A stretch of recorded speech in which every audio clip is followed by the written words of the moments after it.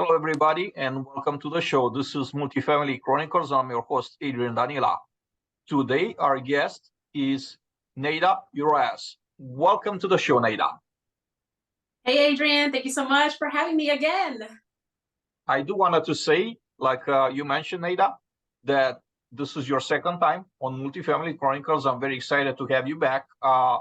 Neyda is the talent and engagement manager with Dweck Properties. Yes. Neyda, I want to start by asking you to share a little bit with us about what you do at Dweck currently. What's your position? So I do everything recruiting. So my title is just a fancy title for recruiting manager.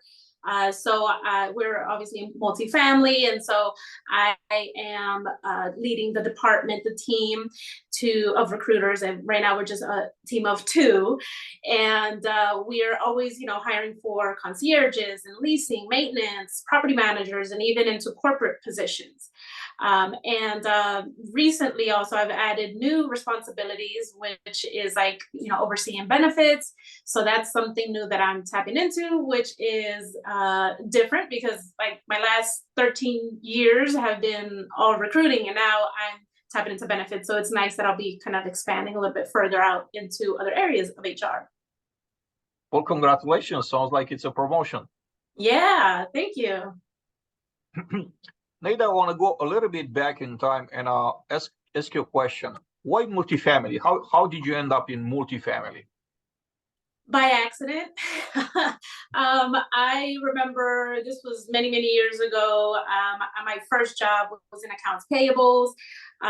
Accounting numbers is not my thing. And so I knew that I wanted to get out of that. I stayed in that position for like 2.5 years. I don't know how I stayed in it so long, and I just did not like what I did.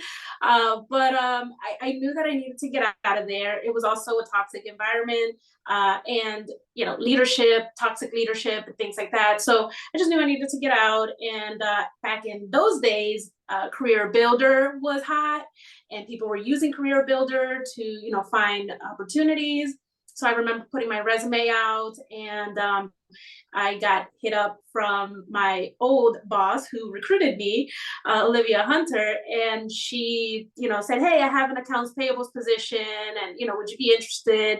It was for more money and everything, and I was like, "Okay, well, fine. I guess if this is what I have to do, then this is what I'm gonna have to do." But after our conversation over the phone, she was like, "You have way too much personality for accounting. How would you consider, working in recruiting?" And I never had done recruiting. I didn't even know recruiting was such a thing. I knew about HR, but I always thought HR, they're like the bad guys. They hire and they fire, they write you up. And that's how it happened. I came on board, started as a recruiting assistant, and learned as much as I could. I became a sponge, up to, where I'm at now. That's an amazing journey. And probably 90% of the people I know, if I ask them how did they end up in multifamily, they will answer the same thing: by accident. So I think it's kind of unfortunate. I mean, it's great that we ended up here.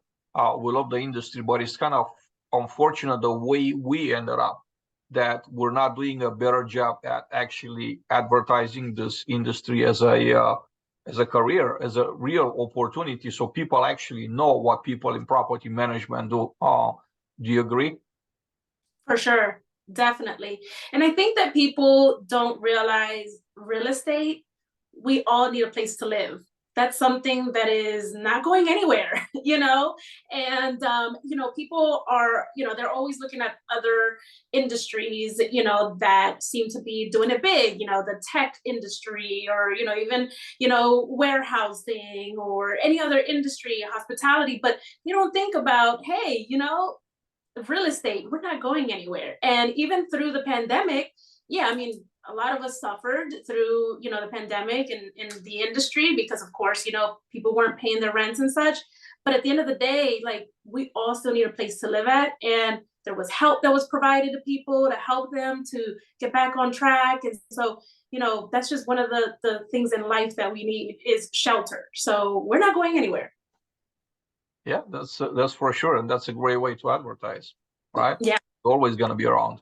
People are always going to need a place to live. Neyda, I want you to share with us a few great things that are happening at DWEC currently at your company. Well, we're a young company, so we actually hit our 2-year anniversary. So we're going into year 3, and I mean, we're really doing a lot of great things. And for just being a young company, I really, I'm excited to see like where we're going, where we're headed. And, we're still learning and growing. And, there are things that, as we go along, we're figuring out. So I really just want to say, like, just the culture, just what we have, I think is like top notch. It's like one of the best places that I've worked at.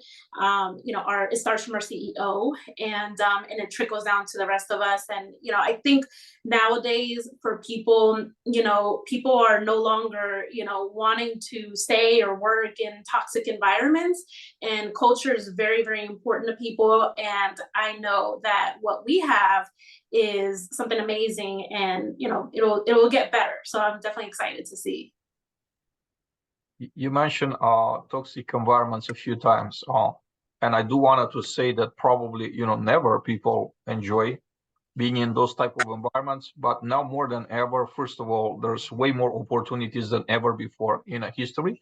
Second of all, there's the level of awareness is the highest that we ever experienced in our lifetimes, as far as how many opportunities are out there for all of us. So I think that really makes companies that might not have a great culture to actually reevaluate and look within and say, hey, we had to make changes.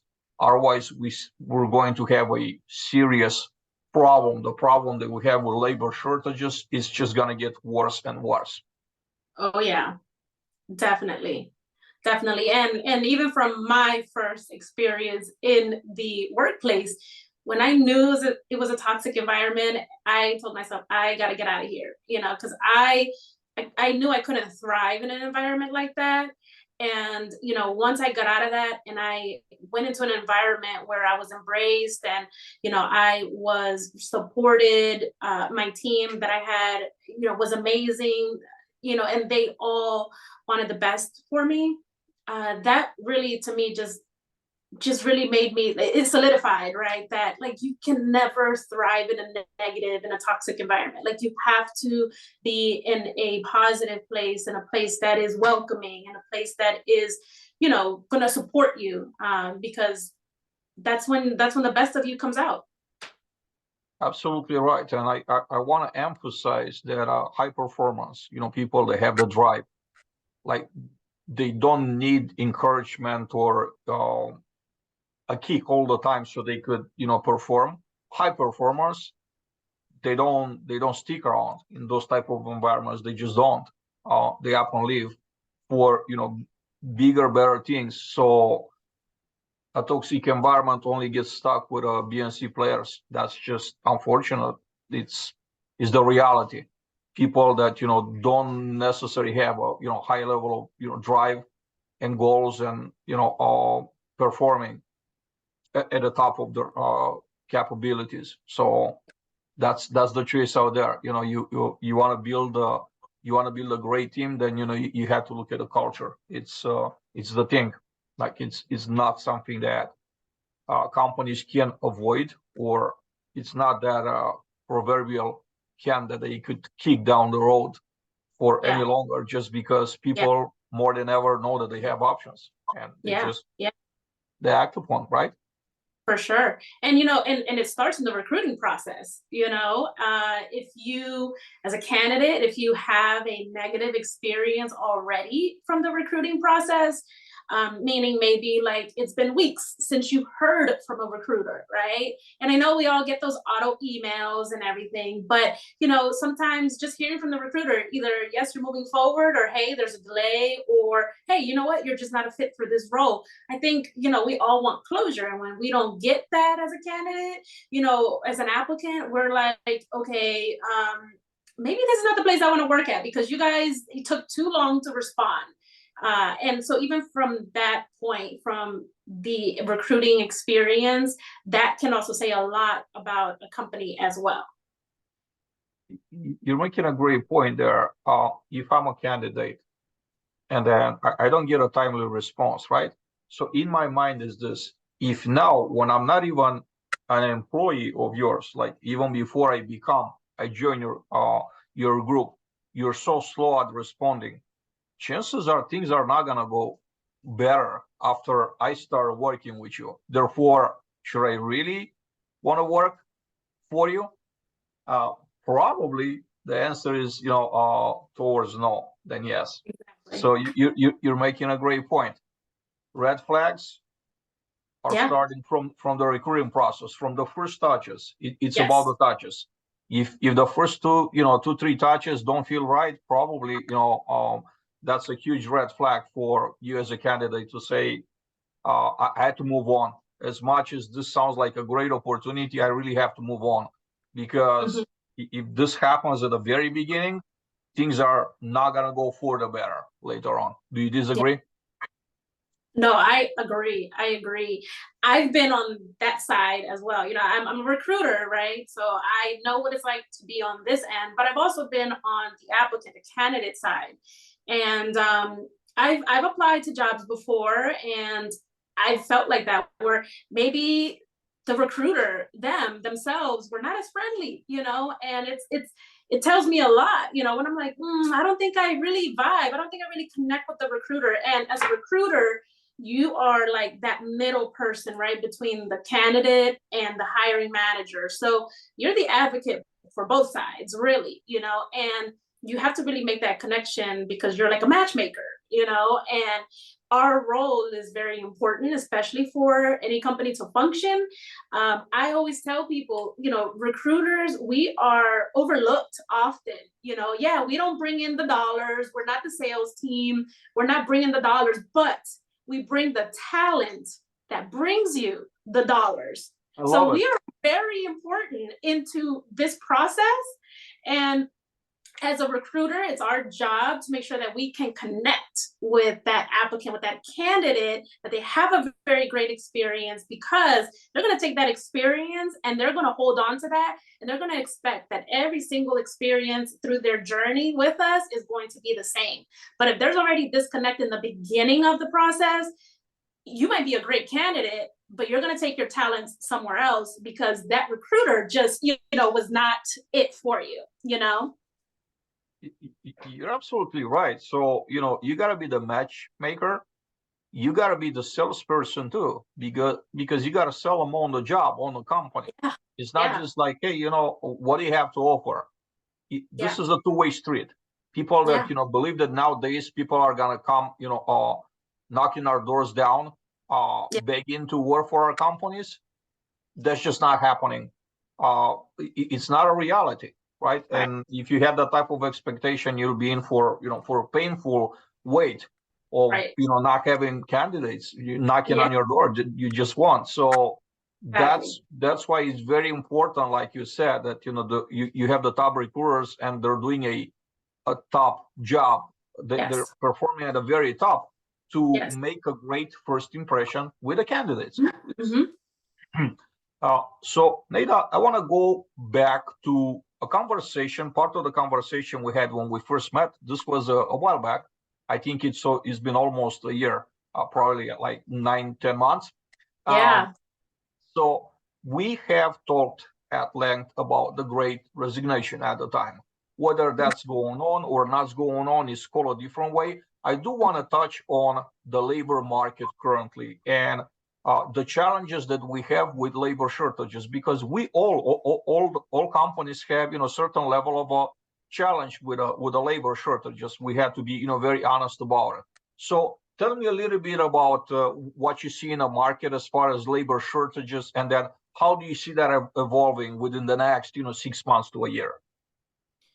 From my experience, honestly, from what I've been seeing is that we are getting much better luck with newbies, people that are green, people that have not worked in the industry or have maybe less than a year in the industry, because they are hungry. They want to learn, they want to grow, they're excited about the opportunity. And people that have experience, they are like, yeah, no, if you don't pay me this dollar amount, I'm not going there. Like, and it's become like way over expensive now, which I understand, life is expensive, but it's like now, like the experience pool, they are more so looking towards like, what's going to benefit them, not so much like what's going to benefit the company, right? And the overall picture. But someone who's new, who's really interested in growing, they're like, hey, yeah, show me the ropes, show me everything. And we've gotten better luck doing that, because they are more open and more willing to learn and to grow. So that has been one that I've noticed. It is, you also have to let your managers know that, hey, this is what's out there right now. And I suggest that we look into maybe hiring someone that we can train. And I will tell you that managers have said, oh my gosh, that was like the best hire that I've had in a while, and I've been hiring, for so many years, 10, 15 years or so. And I haven't had a hire like that, and that is what makes a recruiter's job, feel like it's worth it, or you're like, oh my gosh, yes, we're finding quality and it's amazing. And a lot of times we do want experience, and which is understandable for certain positions. But if it's an entry-level job, like a leasing, a concierge, or any sort of customer service, sales opportunity, you can train someone. They just have to have that personality, and they have to have the willingness to learn and to grow, and they'll learn the rest. That's the hardest part, is finding someone with that. Okay, so in other words, there's hope. Yeah. Definitely. I think there's always hope. As a principal, I'm mainly optimistic person. I am also the person that will tell you, what the challenges are all the time. They could come across as negative, but I'm also very optimistic because, with challenges, their opportunities, had to match those challenges, or, to overcome the challenges. So I really think that we have a great future ahead of us. And there's just so many opportunities for us as an industry to do better, and each company individual. Neyda, I know that you're doing also career coaching, and I will like to take the opportunity and ask you, what type of advice would you have for someone that is ready to elevate their career? Well, first, I will say to someone, it's you got to ask yourself a few questions, right? Because are you trying to stay in the same industry? Are you, trying to get promoted? Are you trying, obviously, most likely, a lot of times when we're looking for a new job, it's because we want to make more money.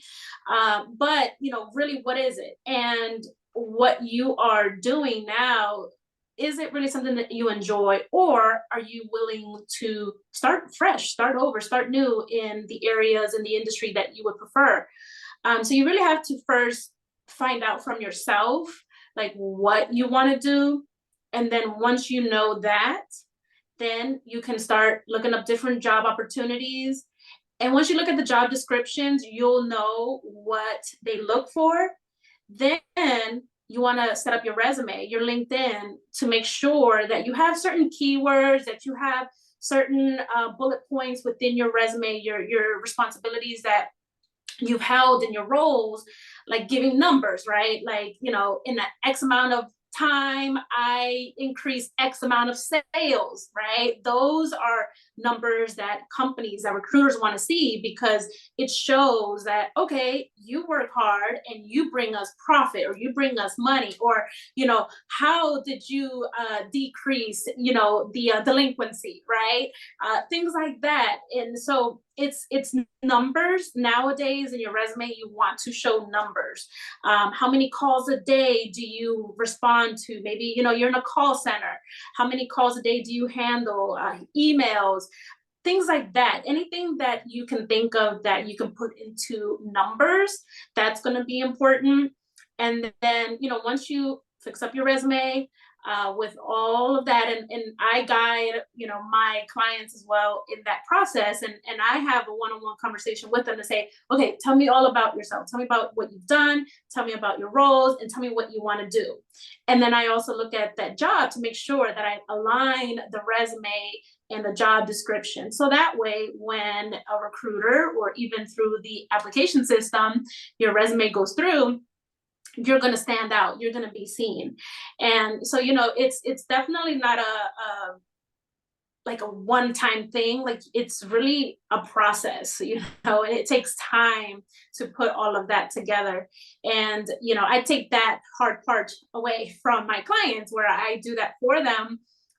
But, it's one of those things that you first have to find out what you want to do. Look at the job opportunities. Does it align with what, your skill set? Sometimes, and one thing I always tell people, you don't have to have all of the requirements on the job description, because no one is perfect, right? In any of these jobs, we don't all know everything, okay?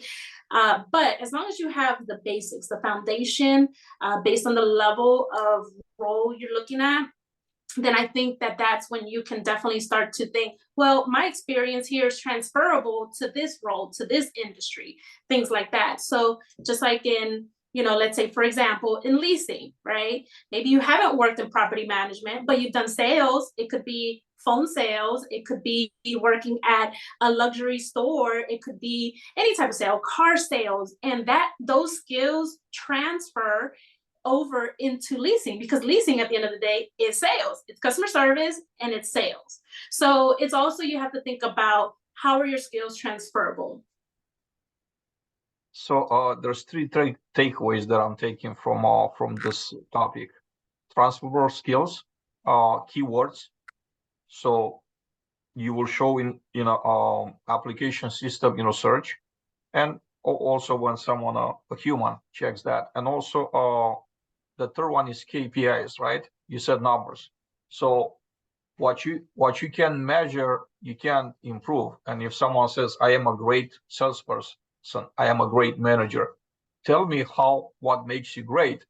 And I think now numbers are telling a very powerful story. KPIs, I'm a big proponent of KPIs in all aspects, especially maintenance, because that's kind of my field. My main expertise lays in maintenance, and I have built KPI systems for maintenance teams to be able to track performance, because it's very easy to say, hey, we're having a lot of work, but it's also the lazy approach, just to be honest, because it doesn't bring a lot of value just pointing at a problem. Everybody could tell it's a problem. Yeah, when you have 300 work orders, it's a problem. But what brings value is that, to find out how many are incoming every day, how many we're completing, how many per person we're completing, and then you just kind of break it down and you see if that's a acceptable outcome or not, and you just kind of take things from there. So the same applies across the board for everybody. So I completely agree that those are three very important points when it comes to career coaching and to resume building and brand building. Speaking of resumes now, on average, employers are looking at a resume for 6 to 7 seconds. That's very little, right? And when you think about the amount of work that's put into resumes, like you have to be right on the money. The attention span, you're dealing with a lot. You're up against a lot. Now, what practical advice besides what you just already mentioned do you have for someone when they're putting together their resume to be noticed by the hiring managers and recruiters? Structure is important.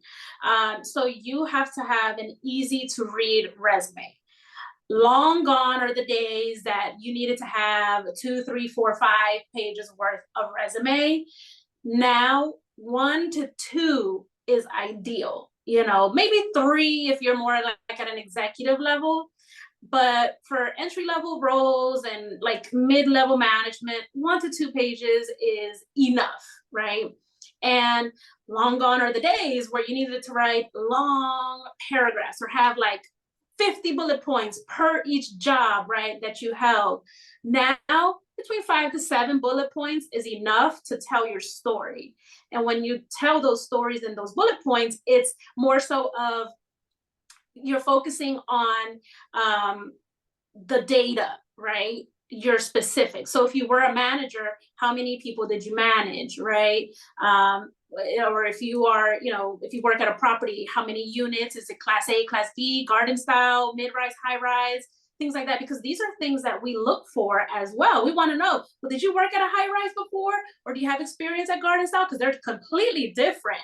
Have you worked at a small community of 200 units, or is it over 900 units? Because that's completely different, right? So those experiences, when we're looking at your resume, can really help to tell your story. And then you also want to have a section for your education, whether it's your degree or any certifications. Those help you to stand out. And as long as they're relevant, right, to the job that you're applying, because you don't want to have, not that it's not important, let's say a CPR certification in an administrative role. I mean, does that matter for you to get the job? No, it doesn't. I mean, it's great to know that you have it in case we have an emergency, but it doesn't qualify you for the job, right? So you got to make sure that your certifications, your education aligns to that. You also want to have a section for your key skills, right? And these are like hard and soft skills. So it could be from communication. It's just a list, just to say that, right? Just a key skills list. And you could say communications, or you can say, solution oriented, or, it could be even from, anything from organization and things like that, because those are things that we look for.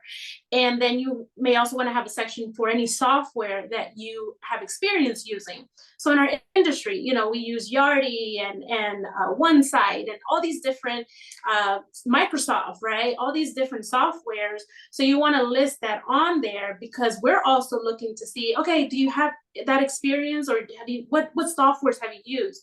Because sometimes you just need to use one software and you've known them all. You've used them all, right? Because they're all similar. They all do the same end result. They may navigate different and look different, but at the end of the day, they do the same thing.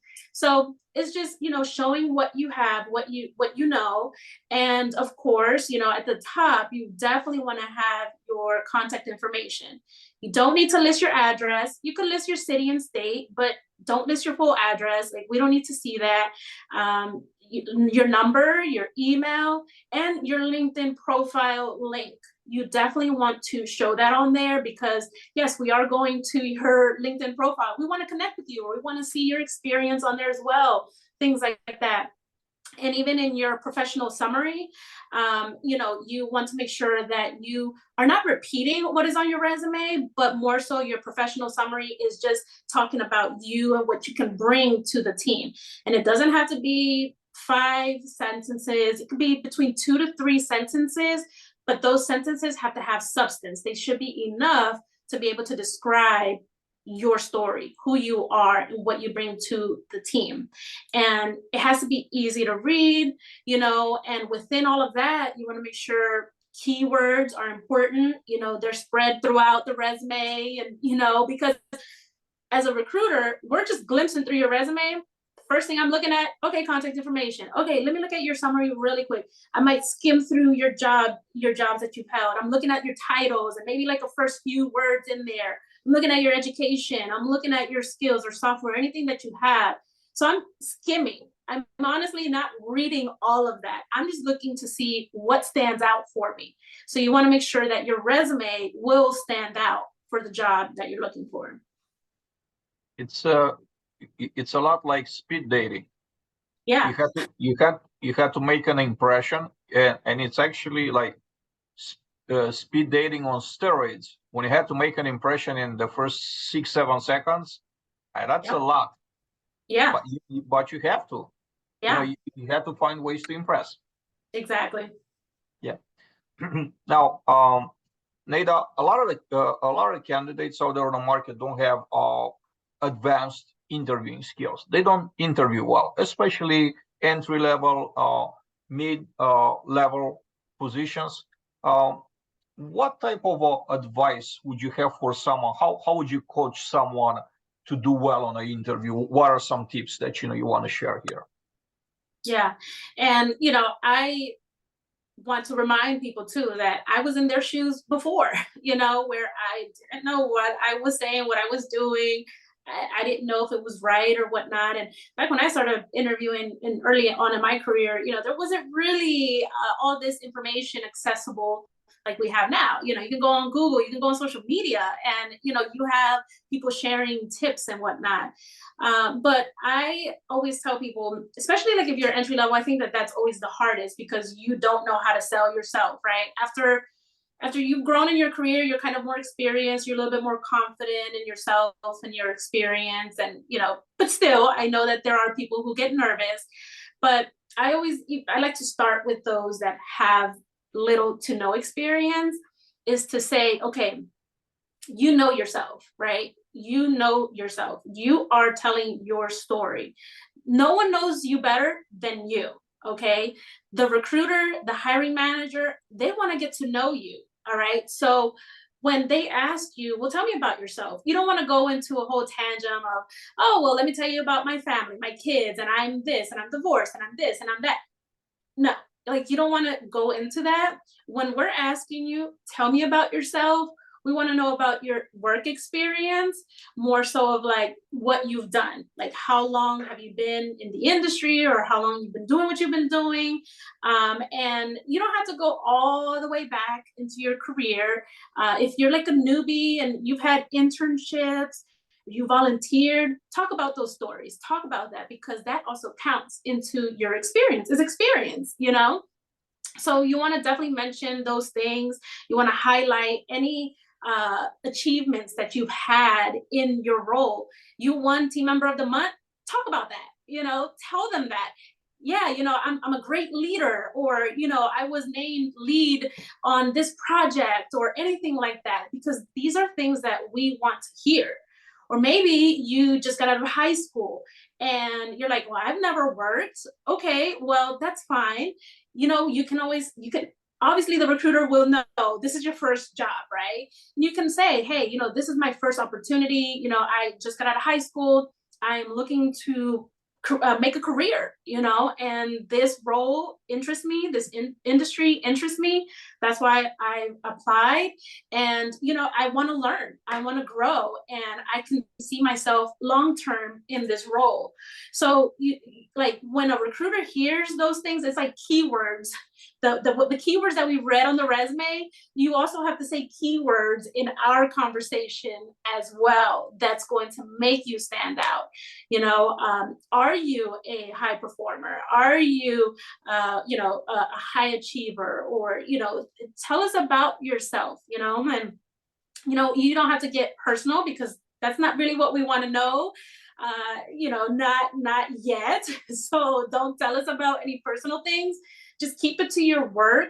And like I said, you know yourself. So be confident in yourself and what you bring to the table, and a good recruiter should make you feel comfortable speaking to them. So a good recruiter will pretty much like have an icebreaker with you and just kind of set the tone for the meeting, and just kind of or just ask you about your day, or, hey, how's the weather outside? Or if you're in a different state than them, wow, how is it over there? And things like that, and that recruiter should really set the tone for you and should make you feel comfortable. And then just be confident in yourself. Talk about yourself, about your work self, and listen to the question. So when the question is being asked, don't don't go like around and telling a whole different story to then bring it back. You want to stick to the question, because you're going to lose the recruiter if you're just like talking in circles.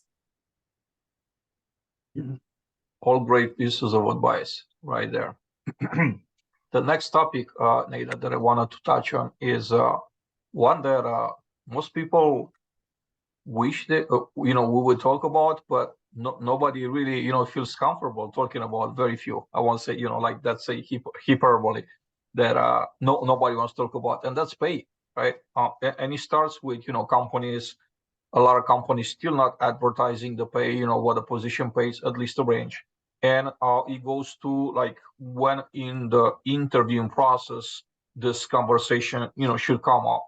And then what I do want to ask you, and I want you to elaborate on, it's really what would you advise someone that it's in an interviewing process, and when it comes down to pay, how do they get the best pay that they could get out of that particular situation? What are some ways to get the best that you can out of the deal? Yeah. First, I want to say I don't like when I see job postings that do not share pay. All my entire career, I've always posted pay for my job postings. I learned that from the beginning, from my career, from my old team. We were very open about it. And I've always, that just always stuck with me, because I learned that people will make the decision right then and there if they want to apply or not, right? If the money seems like something that they can work with or not. You will save yourself and save people's time when you post, even if it's the starting number. It doesn't have to be the full range, but even if it's the starting number, hey, our base pay is 50K plus, right? I think that gives a person an understanding of, okay, this is the bottom end, this is the low end of the pay. That means that there's room for more, right? So that's one thing that I've always, I cringe whenever I see job postings. I'm like, oh my gosh, you're probably missing out on candidates because you are like, this is a secret. Like, why are you keeping it a secret? Like, just put it out there, So that's one thing. But for me, I feel like it's very important to know about pay, especially like I said, as a recruiter, you're going to save yourself time. And I think that when a candidate knows about their pay, they feel better having a conversation with you versus going in where they're like, I don't know, is this going to be the right fit for me? Like, they're having a conversation with you because they want to find out about the role, but they also want to hear about the pay, right? One thing about me is that I always advocate for those that, especially when there's a range for the role, I always like to make sure that they get paid for either what they're asking for, or maybe even a little bit more depending on their level of experience, right? So, I've seen companies, I've seen people do this where they try to lowball people, they try to pay them the low end of the pay. And it's like, how are you trying to bring talent in if you're not paying them properly? We all like to make money, right? And a lot of these people that make these hiring decisions have a nice salary, maybe a 6-figure salary. And it's like, why, you remember when you were in their shoes, why are you limiting them on their pay, right? And there are some people who maybe are like overly ambitious and they don't meet that necessarily pay range or pay rate that they're asking for. But I explain to them, hey, look, I can't offer you that dollar amount, but I can offer you this because this is more in line with your experience. I always go back to experience. I never pay a person like if I like them or not, or, I don't consider those things in that. I look at the pay. And one question that I like to ask to people, even though we post our pay rate on our job openings, I always like to tell people, hey, look, this is our starting pay, XYZ, but there is room for more, and we pay based on experience. And I ask them, how much are you looking for? Right? Because that allows the person to say, okay, well, yeah, that base number works for me. Or, hey, look, I'm looking for more, and this is why, right? So I put that out on them. I ask them what would make them happy, what would make them bring their talents over to us if we pay them what they're asking for, right? That's very important.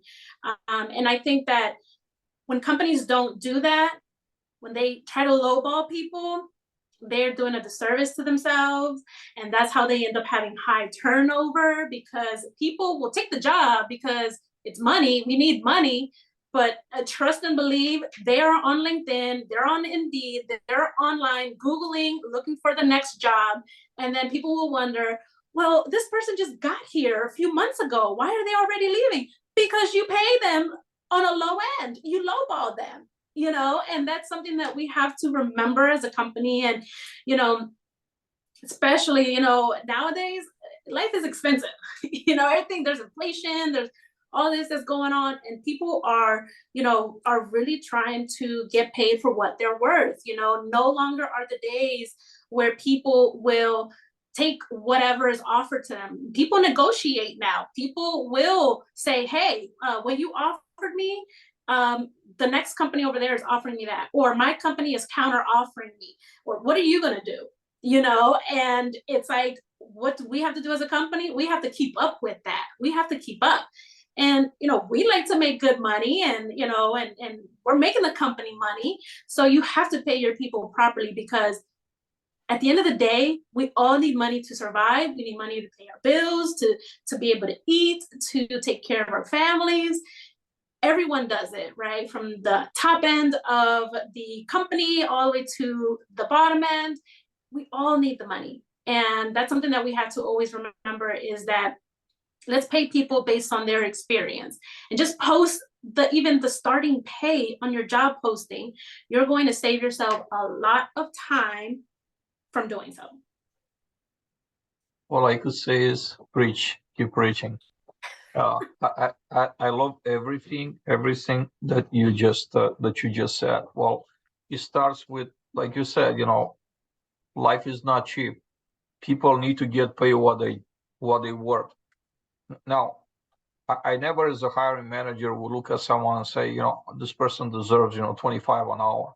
If their perception of themselves is 27, I'm thinking, if I like this person, I think that they could do the job, I had to make 27 happen, or at least come close to. I don't ever feel like I can tell the person, you deserve this much based on your resume. I don't think it's the right way to go. They might accept something like you said, because they don't have an alternative today. But then the level of awareness, and then there's an awakening that's happening. Back in the day, 20 years ago, you wouldn't know, if you worked at a property, you wouldn't know what people 5 miles down the street from you make. Exactly. You wouldn't.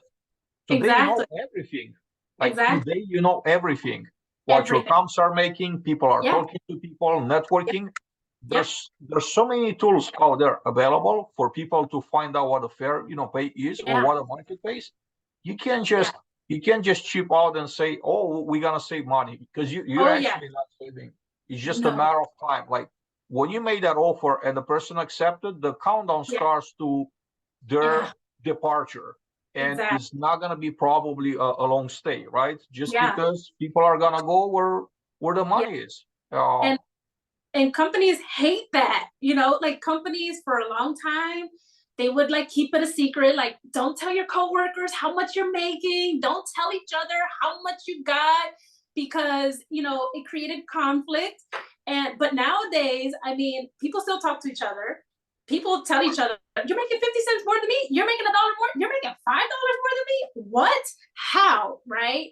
And nowadays, we got companies like Glassdoor and other places where they are sharing salary information, where now people can go online and compare to see, how much am I making? Is my pay comparable for the pay in this area, in the DC area, in New York, in California, wherever, you can go to salary.com nowadays and you can put your job title, you can put how much you're making, and you can see what the average pay is for your role in your area. And now it's out there. So now companies have to be more transparent, because this generation, the millennials, the Gen Zers, I mean, especially Gen Zers, you know, we were the trailblazers, but Gen Zers are like, move out the way, I'm taking over. Like, now they don't want to even give 2 weeks notice, they just leave. You know, and companies are like, wait, that's a standard, you have to. It's not really a standard, because most states are at will companies, right? At will states, and you can get fired and you don't need to get notice. And so Gen Zers feel the same way, where they're like, okay, well, you can fire me tomorrow and replace me the next day. So guess what? I'm not going to give notice now either. I'm going to quit same day and I'm gone. You know, and which a lot of us, we're so used to 2 weeks notice, 3 weeks notice, even a month notice, depending on your role, right? Where you're like, I want to prepare them and I want to help the company. Gen Zers are like, the heck with that. I'm worried about me, myself, and they're going to replace me anyway, so I'm gone. Yeah, times have changed and companies have to keep up. You're absolutely right. I think some of them do. And what's going to happen with the ones that do, they're going to attract the most talent, because advertising jobs is selling, right? You can't really blame it on people not applying, saying, you know, people are lazy, don't want to work. You never blame the lack of appeal of your product. You never blame it to your customer. You know, what would be like, you know, Apple to say, you know, we're not selling phones, and the reason is because the customers, you know, suck. No, you have to go back to the drawing board and build a better product. The same goes with jobs, and you know, it goes way more than just how you package the job, but it's how, you know, it's how, what the job really is, right? Is not what you say it is what people perception of the job is. So in other words, you know, you could say we're a great place to work, we're family, because everybody says that. Yeah. You know, the internet is flooded with, you know, we're a best place to work. Some Right. are ranked best place to work or great place to work, and then Yep. we're family. But when it comes down to it, you know, the candidate is not looking at that. They look beyond what you're advertising. They go to online reviews, they go to Glassdoor, they speak with your current employees or with former employees, and guess what? Yep. If they don't have great things to say about your, you know, great place to work, then chances are they're not going to apply. Exactly. So you're going to be in for a long, you know, painful wait out Yep. there. Neyda, counter offers. I wanted to ask you, of course, you know, it's something that happens. You get a candidate, you know, they sign up with you, and then days or, you know, weeks later before they start, they come back and say, hey, my current employer made me a counter offer. I decided to stay. Tell me, in your experience, how common is it to get for your candidates to get counter offers? And then secondly, what is your opinion of the counter offers? What would you advise candidates if you were to be a you know, a consultant for them? Right. I mean, counter offers, in my experience, have spiked in the last 2 years. They really have. And it's because companies don't want to lose their high performers, you know, and a lot of times it could even be for $1 more and people will leave, you know, and because they're like, hey, that dollar is going to make a difference, right? And before, it was rare, like whenever we would have counter offers, but yeah, the last 2 years definitely has spiked. It's like an awakening happened after COVID, after the pandemic, after 2020, an awakening happened. People had a lot of time in their hands. People were getting laid off. People were like, wow, I'm really replaceable, you know, and it really started to change people's perspectives, right, on their work and just their everything, their attitudes toward working at certain companies and whatnot. Like, things have really changed. So I will say that now I've like gotten counter offers more often than before. And I think that if you receive a counter offer, to me, I feel like don't take it. I tell my clients, don't take it. Don't take it. Leave. Go to the new company you were going to. Because you know why? Because I think that that company that did keep you, they're always going to have that in the back of their heads and say, hey, you know what? So-and-so, they wanted to leave already anyway. So, I mean, how long are we going to keep them? Are we going to really invest much into them? You know, are we really, you know, so then it's like, then you have like this, like, sort of not so great feeling where you're like, yeah, maybe I should have left. And I've talked to many people who have not accepted their new job over their counter offer. And then they go back and they're like, you know what? I regret it. I should have took that new opportunity, because in my experience, even before, I've been counter offered too. And I'm like, no, I don't want to, because now I need that new money, but I also want that new experience. I want something more. This role, this company is going to offer me more than what I'm getting now. And you had to wait until I told you that I was leaving for you to pay me what I deserve to get paid? No, thank you. You know, if you didn't pay me what you know I deserve to get paid, I would have not even been in this situation of trying to leave your company. So I don't really advise my clients to take the counter offers. I always advise them to just leave. I know it's scary and I know it's uncomfortable sometimes to start something new, but leave, because you're going to gain new experience. You're going to have new skills that you're going to pick up on. You're going to have something else that you can list on your resume that's going to make you stand out, you know, and you're going to make the money that you wanted, and you didn't have to beg and plead for it. And, you know, that new company saw that you were worth it, that you were valued at that price, at that rate, for a reason. And if your current company doesn't see that, then it's time to go. So that's my advice on counter offers. And I'm against counter offers. Sorry. Well, I kind of feel the same way, really. If there was something that your current employer could have done, should have done, they shouldn't wait until you hand them their notice to come back and rectify the situation. Like, Neyda, how are you doing on time? Are we good to pass the top of the hour, or we're good? Because Yes. I actually have more questions that I wanted to ask. I really wanted to ask, and I don't want to abuse your time. So that's great. Next question that I have for you, Neyda, is... Hold on a second, really quick, okay? Sure. Hold on a second.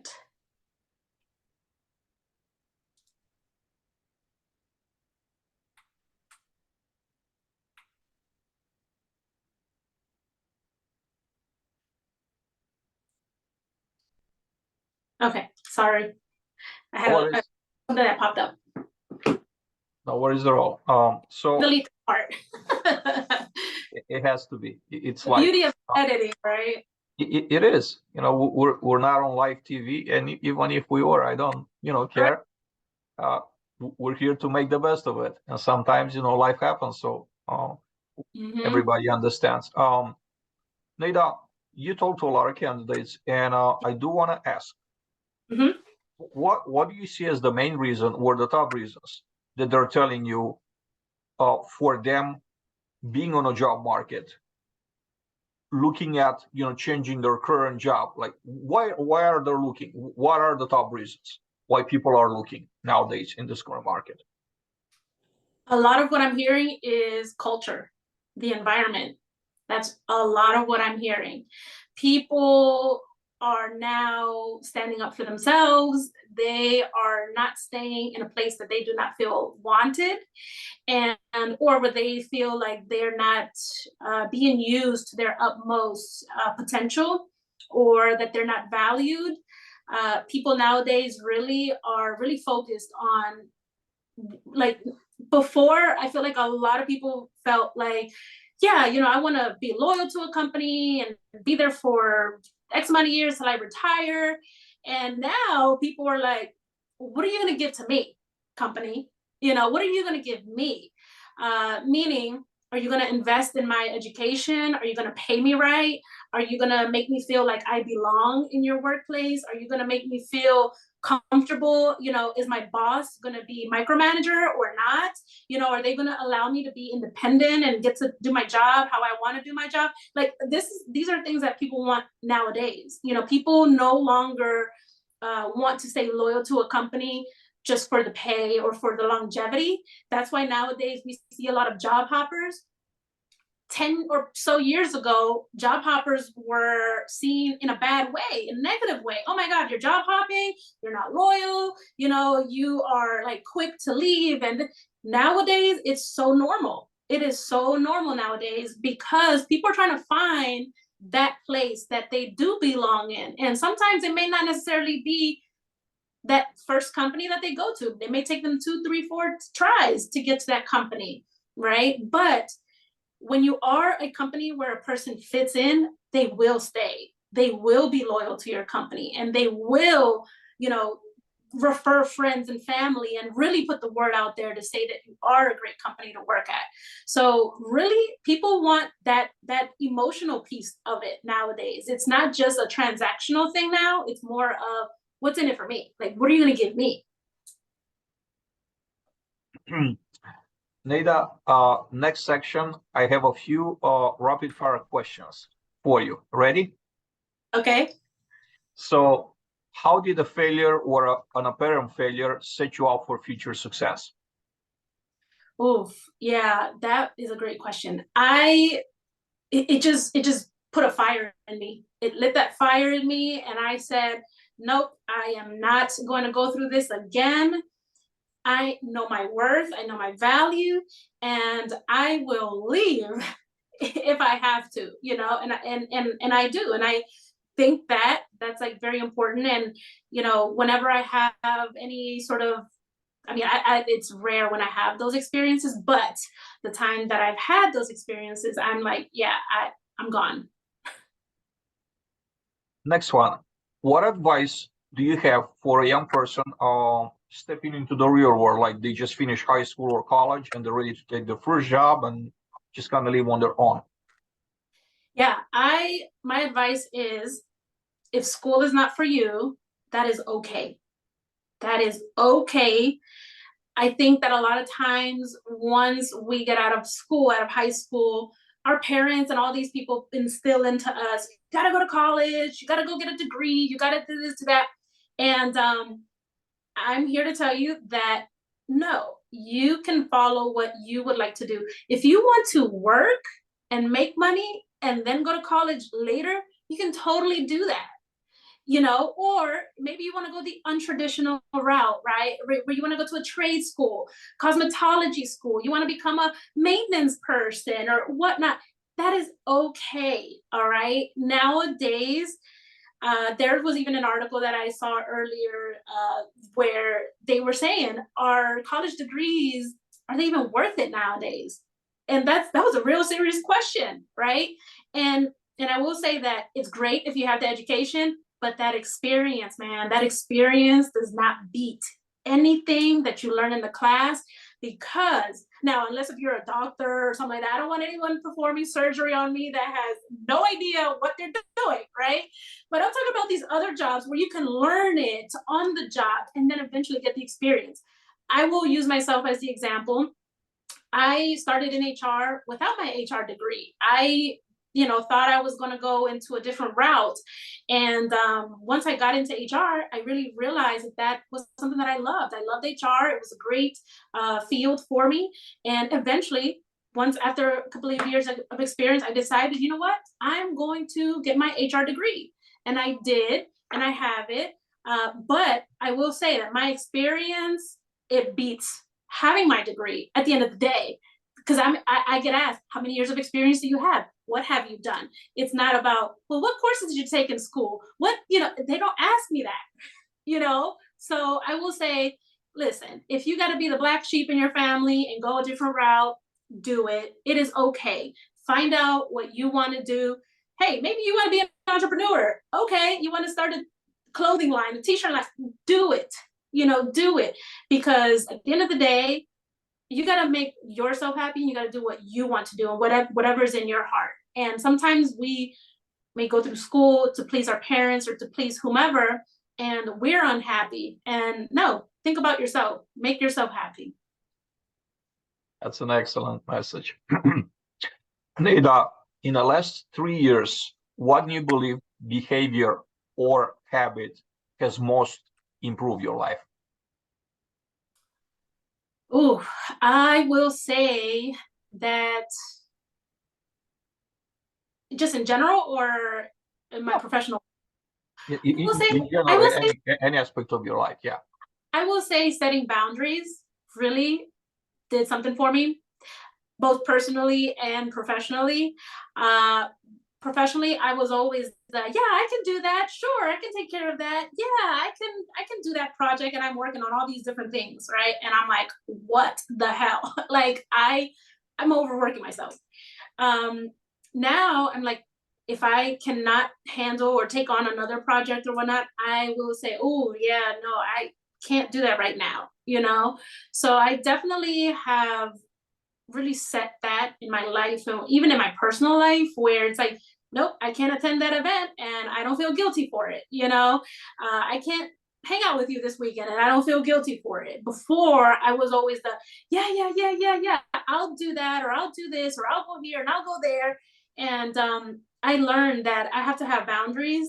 And a lot of times before, I used to feel guilty if I said no. And now I'm like, nope, you know why? Because I have to take care of me, take care of my mental, take care of my everything, because it becomes exhausting when you're always a yes man, a yes person, and you put yourself in the back burner, you put everyone else or everything else first. So boundaries has been a big thing for me. Neyda, when you feel that you lose focus or you feel overwhelmed, what's your solution? Like, what's your trick to get back on track? I just recently experienced that. My life, I'm full of everything, full of jobs and tasks and everything. I have my blog, I have my podcast, I have my social media accounts that I run. Of course, my 9-to-5, my coaching on the side. I mean, I have all these things. I have a family, and my life is just so busy, right? And I got to a moment where I was very physically and emotionally exhausted. And I think I did that to myself. Well, I know I did that to myself. And it's just the ambitious person in me and the perfectionist in me, and like, I'm when we talk about high achiever, like I am it, like I'm the poster child for high achiever. And so I just felt like I really went through a moment where my mental, everything, I was exhausted. And even though I felt guilty, I really took time off to not touch my blog, to not record an episode on my podcast, did not do anything. I mean, I would post on social media here and there, but I wasn't giving it my all like I was before. And I also started listening to motivational speakers or podcasters, people who also were sharing their experiences of burnout, right? Because that's how I felt. I was burnt out. And they were sharing their experiences of burnout, and, they were just giving tips on how to, really take time for yourself, and, advising you to rest and do nothing. And it's okay. Like there's no schedule or calendar for you. It's just you yourself. It's your imaginary calendar, your imaginary timer, right? So I started really listening to all of that, and it helped me. And so I definitely took a lot of rest. And I decided though, but starting in the new year, I'm going to pick it back up. I'm going to get back into my routine, into my groove. So I'm back into it, but I'm slowly easing myself into it, and I don't want to burn myself out. So I know that I'm going to probably eventually have to like outsource certain things, so that way I'm not doing everything, because I'm a team of one doing everything, like in aside from my day job. I'm talking about like outside of that. So like my podcast, I edit, I record, I do this, I post them, I publish them, my blog, I write, I edit, I publish them as well, my newsletter emails, and all these things, right? I do them myself. So I just know that I have to take time to really outsource as needed, so I'm not burning myself out again. But definitely taking rest is like very, very important. Very important. I wanted to say, Neyda, that I've listened to several episodes of your podcast. I think it carries a great message. What can we expect from Neyda in 2023 from a podcast host standpoint? Yeah, well, I'll begin dropping new episodes weekly again. My episodes drop on Sundays, and so it is called Living La Vida de Luxury, where I talk about career, I talk about, money, I talk about traveling, I talk about family, about life. I talk about all these different things because I feel like luxury is not just a nice handbag or a fancy trip or anything like that. It's all of those things, right? It's having good health, having an amazing family, a loving family. Those are luxuries in life, really. And of course, money and all that, it enhances the experience, but all those things really are luxury. And especially me coming from an immigrant family and living in a one-bedroom apartment for 4 people, I know what it's like to be there in the struggle and thinking, am I ever going to enjoy a better life? Because this is all that I know. So I like to talk about those things, and like my first episode is going to be talking about my mental health and like what I went through, and just talking about how it's okay to rest, and it's okay if you go ghost for a while and you separate yourself from people or from doing things to eventually find yourself again and to find what makes you happy.